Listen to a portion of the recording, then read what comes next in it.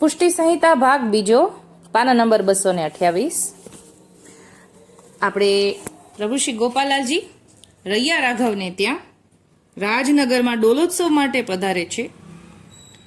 ઠાકોરજી રૈયા રાઘવને ત્યાં ડોલોત્સવ માટે પધારે છે રાજનગરમાં.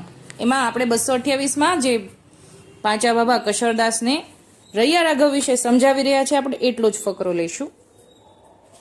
પાંચા બાબાએ કહ્યું, કશરદાસ, જે સંપત્તિ પ્રભુ વિનિયોગ થાય તે સુખ, શાંતિ અને આનંદનું દાન કરે. જે સંપત્તિ પ્રભુ વિનિયોગ થાય તે સુખ, શાંતિ અને આનંદનું દાન કરે. જે સંપત્તિ પ્રભુ વિનિયોગ ન થાય તે સર્વથા દુઃખદાયી બને.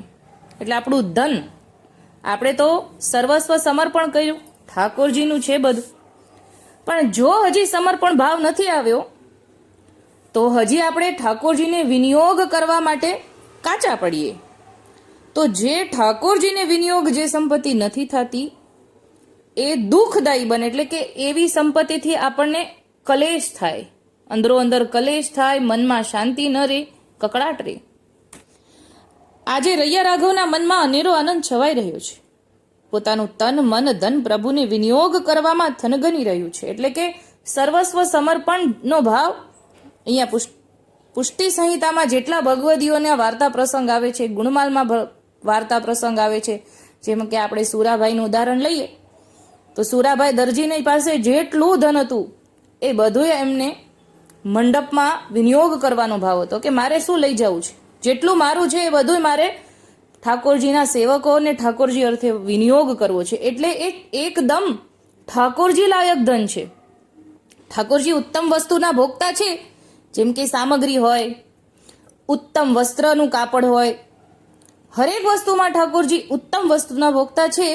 તો પછી દ્રવ્યમાં પણ એમ જ હોય ને, દ્રવ્ય ચોખ્ખું હોય તો જ આપણને મન થાય કે ઠાકોરજીને વિનિયોગ કરીને ઠાકોરજી આપણા હૃદયમાં બેસાડીને આપણને ઉપજાવે કે મને આ લઈ દે.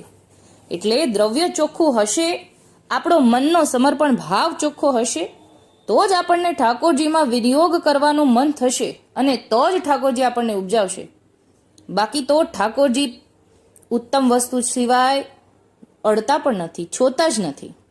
એટલે અહીંયા આવ્યું કે અહીંયા રૈયા રાઘવને તો તન, મન, ધન પ્રભુને વિનિયોગ કરવામાં એમનું થનગની રહ્યું છે મન. પોતાની અઢળક સંપત્તિનો વિનિયોગ પ્રભુજીને કરવા માટે અનેરો આનંદ, ઉત્સાહ વધી રહ્યો છે. એટલે કે જેટલું છે એટલું મારે ઠાકોરજી અર્થે જ વિનિયોગ કરવું છે. જેનું સદભાગ્ય હોય તેને જ આ અવસર સાંપડે, ખરી વાત છે.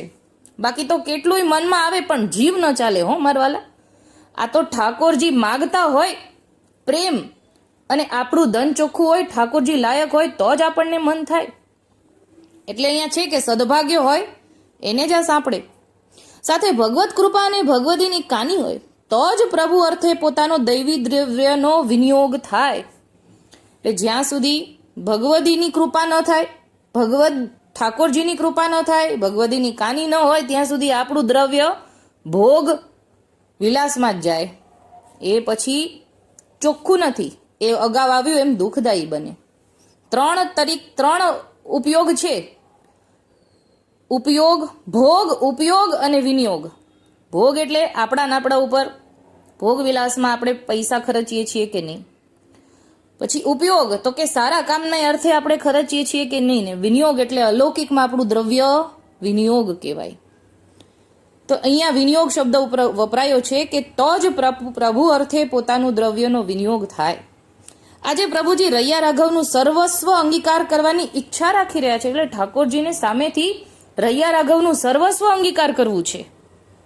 એટલે રૈયા રાઘવનો ભાવ કેટલો શુદ્ધ હશે, એમનું દ્રવ્ય કેટલું અલૌકિક હશે કે માત્ર ઠાકોરજીને સમર્પણ કરી દીધું છે, પછી તો ઠાકોરજીનું જ છે.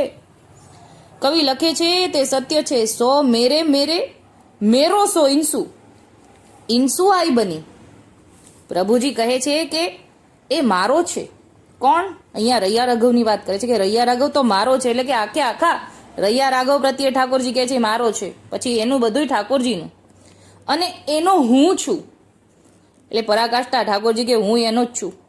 આ કારણે પ્રભુજીએ આવી કૃપા રૈયા રાઘવ પર કરી છે. તે સદભાગ્ય કશરદાસ ઓછું ગણાય ખરું? બાકી તો દ્રવ્યના લોભી પોતાનું દ્રવ્ય વિષય ભોગમાં વાપરે, પણ ઠાકોરજી અને વૈષ્ણવની સેવા ટેલમાં ન વપરાય એ વાપરી જ ન શકે, કેમ કે ઠાકોરજીને અંગીકાર જ ન હોય એવા દ્રવ્યોનો કે જે વૈષ્ણવની અર્થે પણ ન વાપરી શકે. તેમાં તેને આસુરી ભાવ ઉત્પન્ન થાય છે. એટલે એવા દ્રવ્યોથી આસુરી ભાવ ઉત્પન્ન થાય, કારણ કે પ્રભુની ઈચ્છા તેનું દ્રવ્ય અંગીકાર કરવાની જ નથી કે ભાઈ એનાથી એ પૈસા મને ન જોઈએ, આઘું રહેજે. તે તો અન્યથા વપરાય, એટલે કે એ બીજી જગ્યાએ વપરાય, જ્યાં ન વાપરવાના હોય ઠાકોરજી સિવાય જે બીજી જગ્યાએ વપરાય. પણ પ્રભુ અર્થે તો જરા પણ કામમાં ન આવે. આજે રૈયા રાઘવ પ્રભુજીને સર્વસ્વ પોતાનું માની રહ્યા છે અને પ્રભુજી તેને પોતાનું નિકટવર્તી ગણીને તેના અલૌકિક ભાવનું પોષણ કરી રહ્યા છે.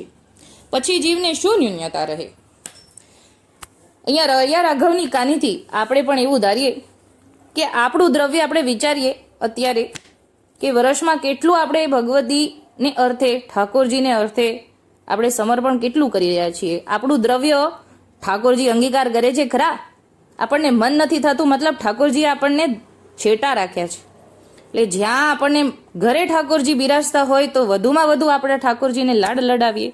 હજી જો એવો ભાવ આપણને નથી થયો ને ઠાકોરજી નથી બિરાજતા, તો મંદિરોને અર્થે, વૈષ્ણવને અર્થે કોશિશ કરીએ. ઘણા બધા મોકા મળતા રહે છે આપણને ભેટ નોંધાવવાના, હવેલી મંદિરમાં નોંધાવાના, આપણે ઘણા બધા મંદિરો છે ત્યાં નોંધાવાના. પછી ધીરે ધીરે દ્રવ્ય ચોખ્ખું થશે, આપણો ભાવ શુદ્ધ થશે, પછી ઠાકોરજી ઘરે પધારશે. બાકી જ્યાં સુધી સમર્પણ ભાવ નથી ત્યાં સુધી ઘરે પણ ઠાકોરજી ન પધારે, અને દ્રવ્ય ચોખ્ખું ન હોય ત્યાં સુધી શુદ્ધ ભાવ પણ ન આવે. અહીંયા કીધું કે દુઃખદાયી બને.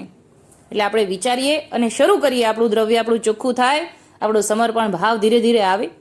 એવી આપણે રૈયા રાઘવની કાનીથી આપણને એવો ભાવ આવે. રૈયા રાઘવને દંડવત પ્રણામ કરું.